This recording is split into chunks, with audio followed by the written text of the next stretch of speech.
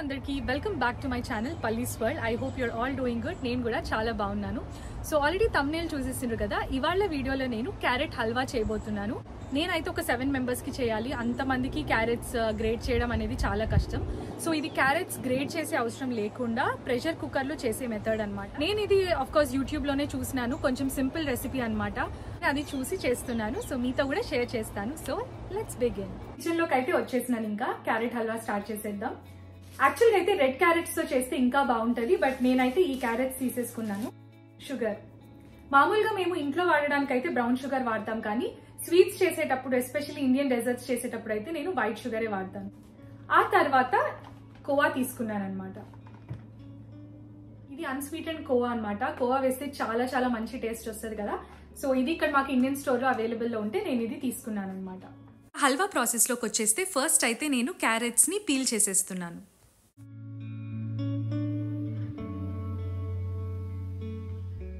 మన స్వీట్స్ అంటేనే cashew and కిస్మిస్ కదా. సో అవి కూడా నెక్స్ట్ తీసి పెట్టేసుకుంటాను. మనం ఎట్లయినా ఇది కుక్కర్లో పెడతాం కాబట్టి కొంచెం పెద్దగా కట్ చేసుకున్న ప్రాబ్లం లేదు. కాకపోతే నేను తొందరగా అయిపోవాలని చెప్పి కొంచెం సన్నగానే కట్ చేస్తున్నా.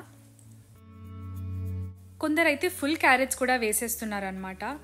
సో ఇంకా మన ఇష్టం, మన టైం కంఫర్ట్ని బట్టి మనం చేసేసుకోవడమే. నేనైతే ఇక్కడ ఇట్లా పొడుగ్గా కట్ చేసి పెట్టేసుకుంటున్నా. పెద్దవి నేను ఒక 8 to 9 క్యారెట్స్ తీసుకున్నాను.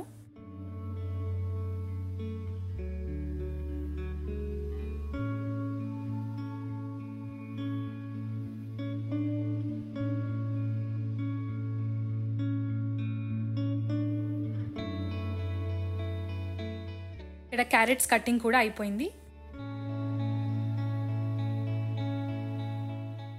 హల్వా చేయడానికి కావాల్సిన ఇంకో ఇంగ్రీడియంట్ మిల్క్.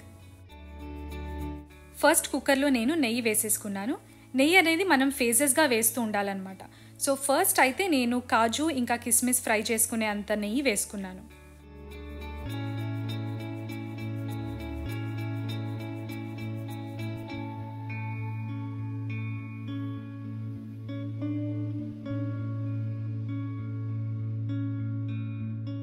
మంచిగా ఫ్రై అయిపోయింది. సో ఇప్పుడు దీన్ని తీసి పక్కన పెట్టేసుకుంటాను.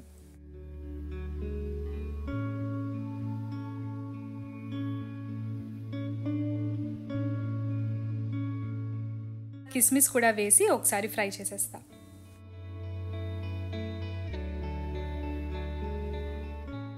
ఇంకో స్పూన్ నెయ్యి వేస్తున్నా నేను ఇప్పుడు.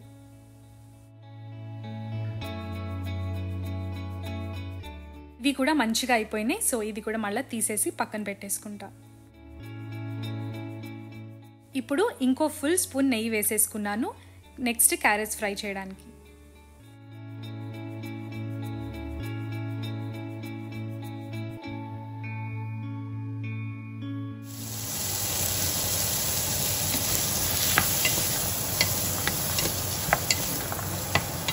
ఆరెంజ్ కలర్ ఎంత బాగుందో కదా. మొత్తం అంతా ఒకసారి నేను కలిపేస్తున్నాను.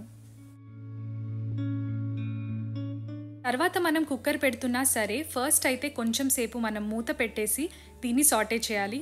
అప్పుడు కొంచెం క్యారెట్లోని రా ఫ్లేవర్ అంతా పోతుంది అన్నమాట.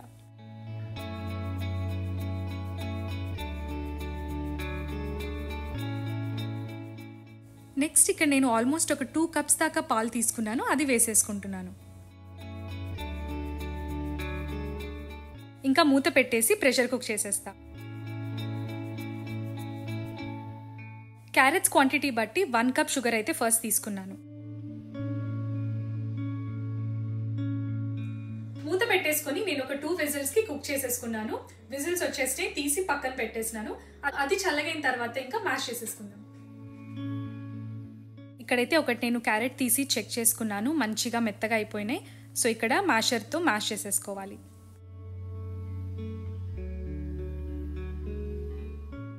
సో ఇంత మెత్తగా నేను మ్యాష్ చేసేసుకున్నాను అనమాట. పెద్ద చంక్స్ ఏవి ఉంచలేదు. నెక్స్ట్ షుగర్ వేసేస్తున్నాను.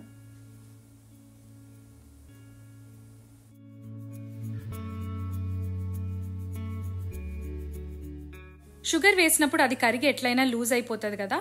సో మనం కంప్లీట్గా సిమ్లో పెట్టేసుకొని తిప్పుతూ ఉండాలన్నమాట. చాలా థిక్ కన్సిస్టెన్సీ వచ్చే వరకు తిప్పుతూ ఉండాలి. ఇక్కడ ఇంతకుముందు నేను షుగర్ చూపించాను కదా క్వాంటిటీ, కానీ దానికన్నా నాకు చాలా తక్కువ పట్టింది. ఆల్మోస్ట్ ఒక హాఫ్ కప్ మిగిలిపోయింది. నేను స్వీట్నెస్ చూసినాను, అందుకే ఏంటంటే మనం మొత్తం ఒకసారి వేయకపోవడమే బెటర్. నేను అట్లానే చేసి ప్రపోర్షన్స్ ఉన్నాయి కదా అని చెప్పి నేను మొత్తం ఒకటేసారి వేయలేదు. లక్కీగా కొంచెం కొంచెం వేసుకుంటూ స్వీట్నెస్ చూసుకుంటూ నేను యాడ్ చేసుకున్నాను. అట్లా చేయడం వల్ల ఏంటంటే నాకు ఒక పర్ఫెక్ట్ స్వీట్నెస్ వచ్చేస్తే నేను అక్కడితో ఆపేసినాను. సో ఆల్మోస్ట్ ఇంత మిగిలిపోయింది నాకు ఇంతే. సో చూస్తున్నారు కదా, స్లోగా థిక్ అయిపోతుంది.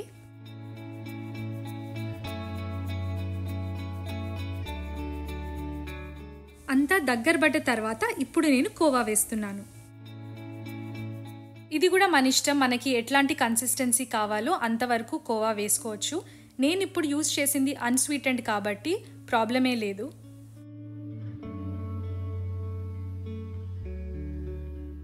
నేను ఏదైనా ఒక రెసిపీ యూట్యూబ్లో చూసేటప్పుడు ఒక 10 వీడియోలు చూస్తాను. అన్ని వీడియోస్ చూసి ఇంకా దాంట్లో నుంచి ఒక్కొక్కటి పికప్ చేసుకొని ఫైనల్లీ నేను ఒక రెసిపీ క్రియేట్ చేస్తానన్నమాట. నాలాగా ఎంతమంది చేస్తారో కామెంట్స్లో చెప్పండి.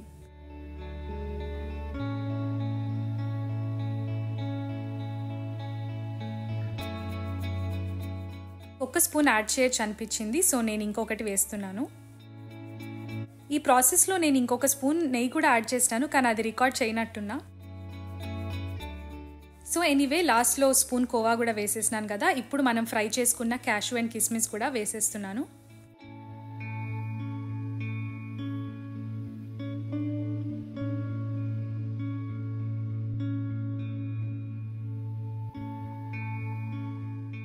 చేయడానికి కొంచెం టైం పట్టినా తిన్నప్పుడు మాత్రం ఆహా చాలా చాలా బాగుంది.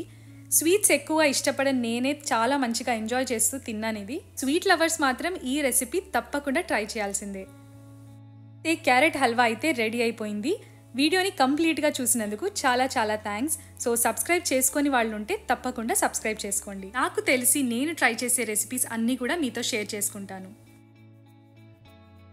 ఇంకో రెసిపీతో మళ్ళా కలుద్దాం. బాయ్.